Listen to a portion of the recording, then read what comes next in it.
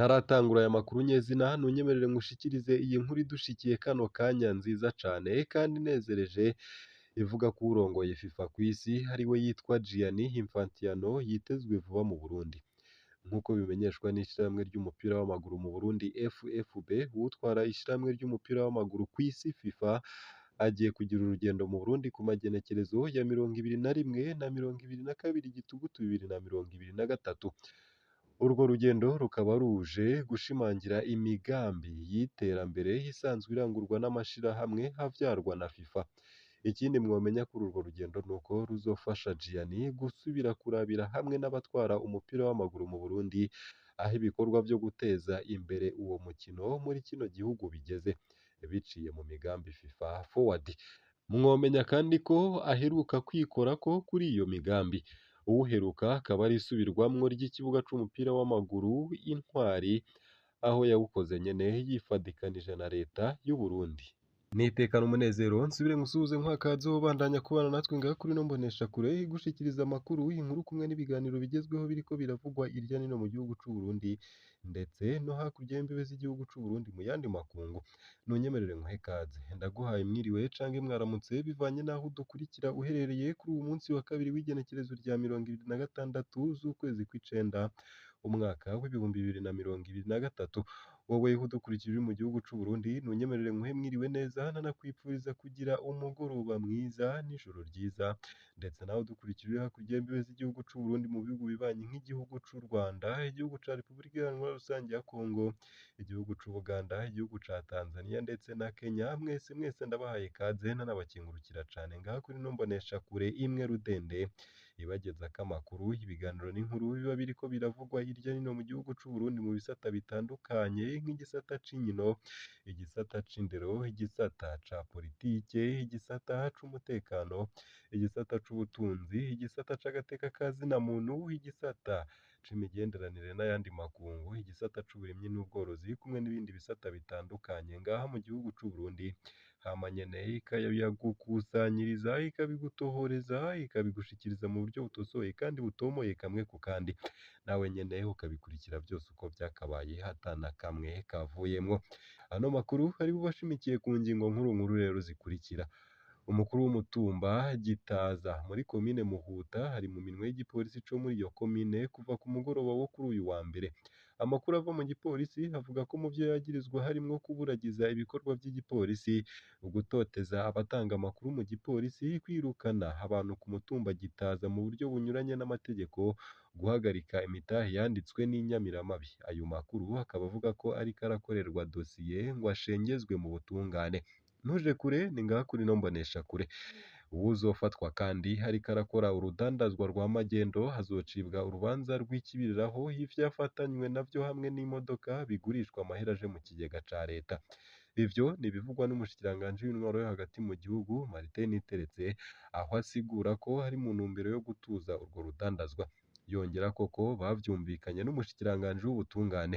Yabivuze kuri uyu wa mbere hakaba hari mu nama ari kumwe n'umushikiranganji w'ubutungane yagiranye n'abajejwe intwaro, ubutungane, inyamiramabi hamwe n'ikigo OBR kijejwe kwegeranya amakori n'amatagisi. Bamwe mu bajejwe intwaro bakaba bafise amakenga ko bamwe mu bacamanza bashobora kutazokwemera guca izo manza z'ikibiriraho kuko batabisiguriwe neza. Umushikiranganji w'ubutungane akaba bishura ko mu rugamba rwo kurwanya urwo rudandazwa bategerezwa guhindura uko bakora. Domine Banyangimbona yongera ko igitabo mpanavyaha gitegekanya ko uwufatanywe forode ashobora gucibwa amande canke gupfungwa. Nayo kandi amashirahamwe 40 hadaharanira ivyicaro vya politike hasaba ko uwutohoza ku Burundi mu bijanye n'agateka ka zina muntu hatokongerwa ikiringo. Nk'uko biri mw'ikete ryuguruye bandikiye abaserukizi bamaho b'amareta hamwe n'abarorerezi bari mu nama ya ONU yiga ku gateka ka zina muntu, amashirahamwe 40 hadaharanira ivyicaro vya politike ya hano mu Burundi hasaba ko uwutohoza adasanzwe rapporteur spécial ku Burundi mu bijanye n'agateka ka zina muntu hatokongerwa ikiringo. Abo baharanira agateka ka zina muntu bakaba bavuga ko imvo ituma badashaka ko uwo mukozi wa ONU mu bijanye n'agateka ka zina muntu yakongerwa ikiringo mu nama igira iya 54 ya ONU yatanguye kuwa 11 Nyakanga gushika kuwa 13 Gitugutu 2023 ko ari ukubera kuva ashizweho mu mwaka w'ibihumbi 2016 yaguma atanga amaraporo harimwo utunenge twinshi, agatanga icegeranyo kirimwo imvo za politike kandi gifise intumbero yo guhungabanya inzego ndetse n'abanyagihugu b'Abarundi. Izindi mvo batanga ngo nuko uwo muhinga yirengagiza ivyaha vyakozwe n'abo muri societe civile bahavuye bahunga mu mwaka w'ibihumbi 2016 kandi ko ivyegeranyo vyiwe usanga bibiba urwango mu Barundi ku buryo bishobora gutuma Abarundi batanywana gutyo ntibasubize hamwe. Ku bwabo basinye kuri iryo kete ngo wihweje ukuntu agateka ka zina muntu gateye imbere muri ibi bihe ngo ntawo kubahuka gusaba ko ikiringo c'uwo muhinga cokongerezwa ku Burundi. Bakabona ko abasaba ko congerezwa bafise izindi nyungu baharanira hatari iz'agateka ka zina muntu. Ikindi ngo abariko barasaba ko ikiringo congerezwa ni abaronderwa n'ubutungane kuva mu mwaka w'ibihumbi 2015 kandi ngo amashirahamwe yabo yaciye yiyomeka ku yari hanze kugira ngo bayinyegeze inyuma. Naho biruko ariko bamwe mu batavuga rumwe na leta bakabona ko nimba leta ataco yiyagiriza yoreka uwo muhinga yigenga agakora.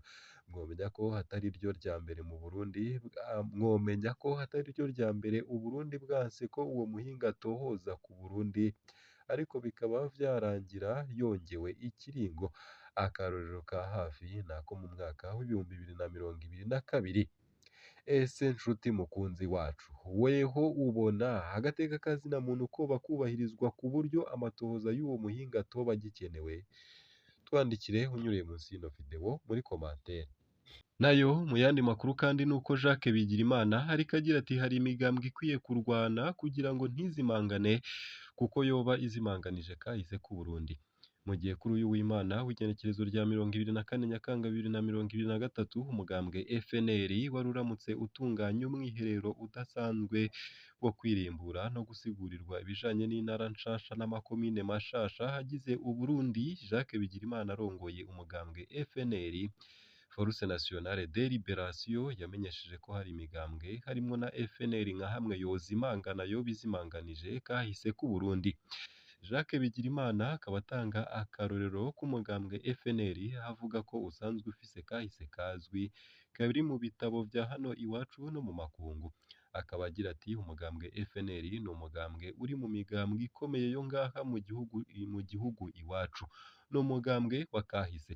Akaba yongera ati niwo mugambwe wa mbere watanze amaraso yawo urubahuka mu kwiyamiriza akarenganyo kibonekeza mu Burundi, wubahuka gukora mu jisho umugambwe w'abadasigana Iprona wari warahindutse wa gisirikare naho nyene w'ubwoko bumwe n'intara nk'imwe, wiba wasahura ukangaza ukica.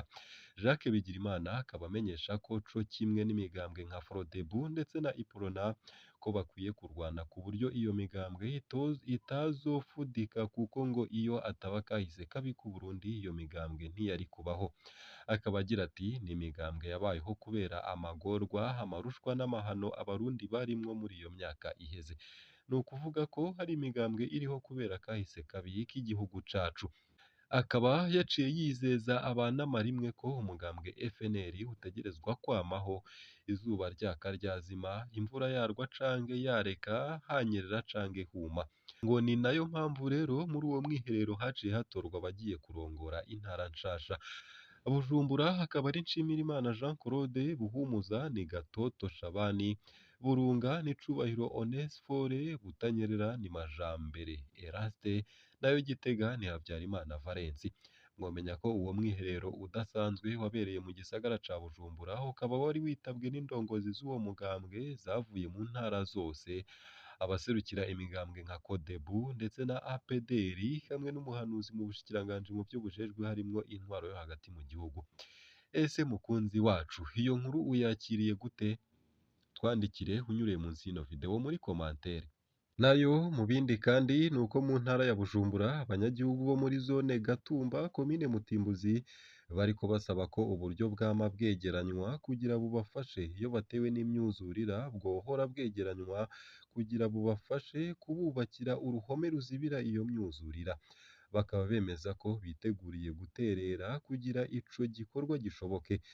Umwe muri bo akaba agira ati abanyagihugu bama bafashije none ni gute n'ubu namba n'ubu babona yuko uburyo bwabuze ntibabwire abanyagihugu bafashe leta iryo digi rikorwe.